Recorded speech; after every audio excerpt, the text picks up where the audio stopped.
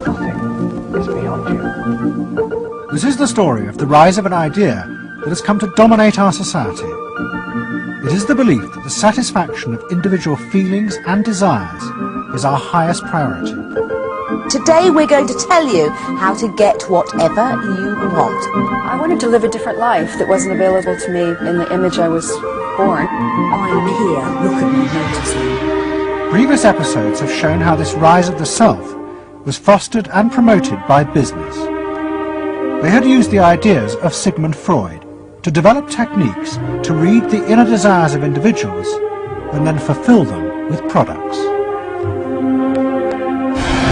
This final episode is about how that idea took over politics. It tells the story of how politicians on the left, in both America and Britain, turned to these techniques to regain power. They believed that they were creating a new and better form of democracy, one that truly responded to the inner feelings of individuals. But what the politicians didn't realise was that the aim of those who had originally created these techniques had not been to liberate the people, but to develop a new way of controlling them in an age of mass democracy.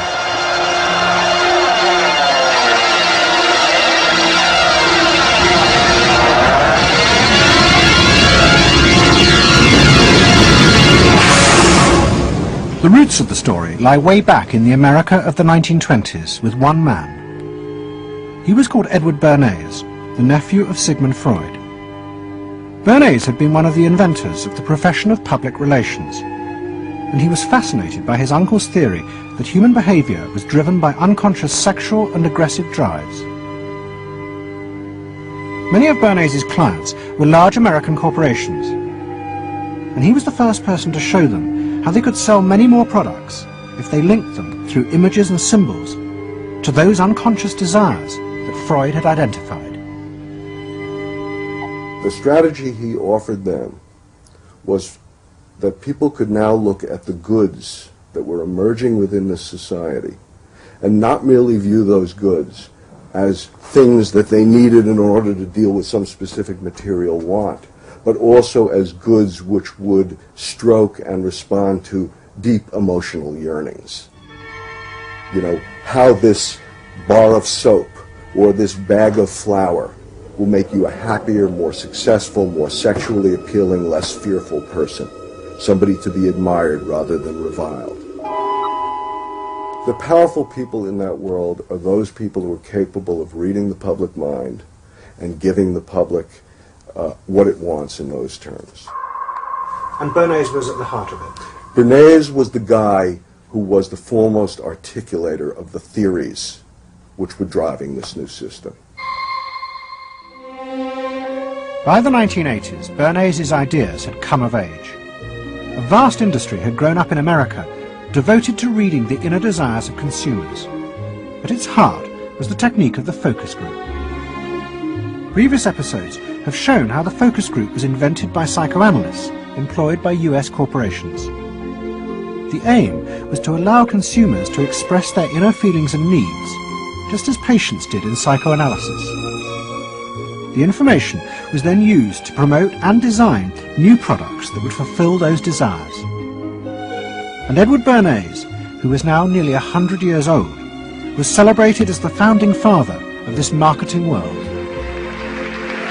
Hi, Doctor. Good to see you. Come on up over here. There you go.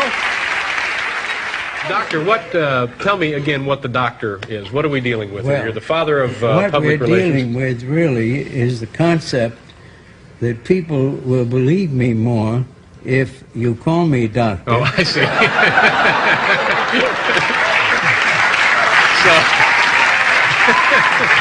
That's a good idea.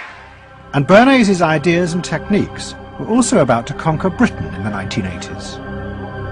Unlike America, the ruling elites in Britain had always distrusted the idea of pandering to the masses. It was epitomised by the patrician elite who ran the BBC. Even as late as the 60s, popular programmes were referred to as ground bait. Their real job was to lure the viewers into watching the more serious programmes the elite knew was good for them. And market research reflected this attitude. Individuals were observed and classified by market researchers according to their social class from A through C2, D and E. Probably they might be C2s. Yes, I think by the way they're carrying their luggage. Or yes, no taxi. No taxi, and all stuffed in the bags like that. I think the lady possibly sets her own hair, which is always an indication. Yes. The children are nicely dressed. Yes, they are. Probably a skilled worker. A skilled, yes, a skilled worker. I would think say so. Yes, I would say so. Certain apprenticeship or done some. That's qualifying. We agree then. Yes, we think C2. We think so. Yes. When people were asked their opinion about both products and politics, they were selected by social class and asked only strictly factual questions about what they thought. Leaving your own party sympathies on one side, who do you think will win this forthcoming election? Labour. And tell me which you prefer. Which party do you think you'll be voting for?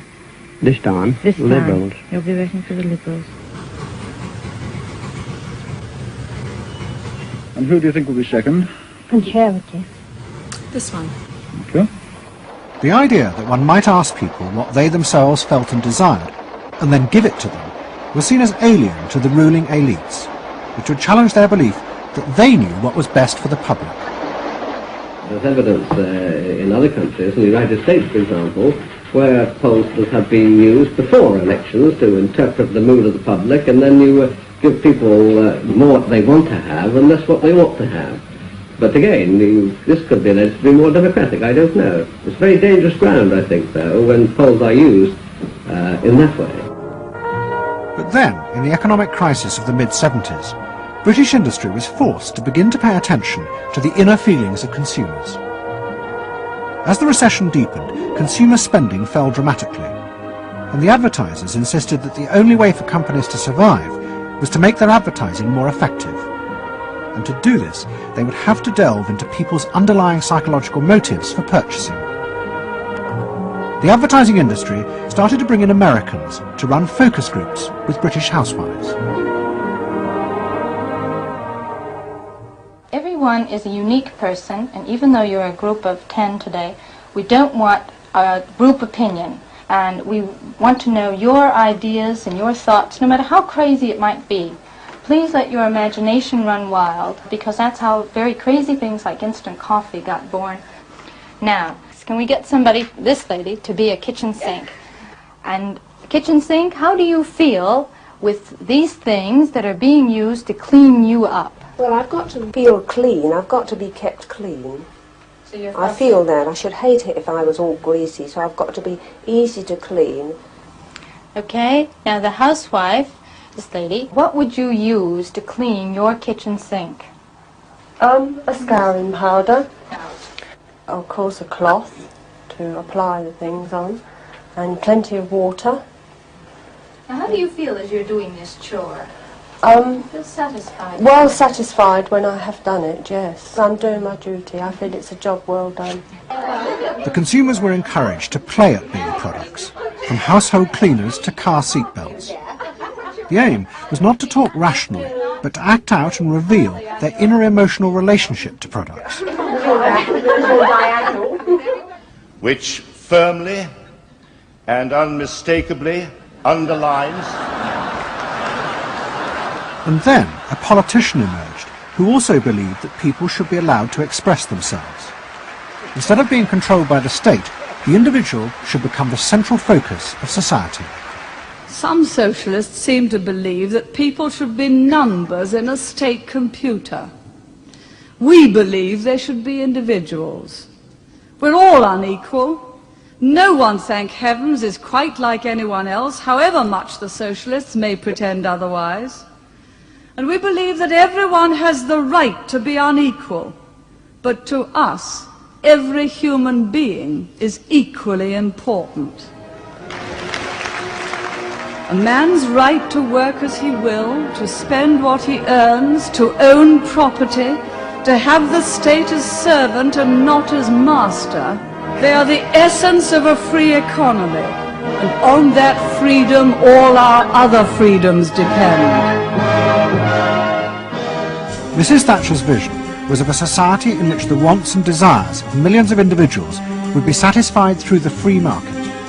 This, she believed, would be the engine to regenerate Britain. And with her ascent to power, the advertising and marketing industries flourished. Their task was to find out what the British people really wanted and then sell it to them. In this new climate, the focus group flourished, and those who ran them borrowed from the techniques of psychotherapy to delve ever deeper into people's feelings about products.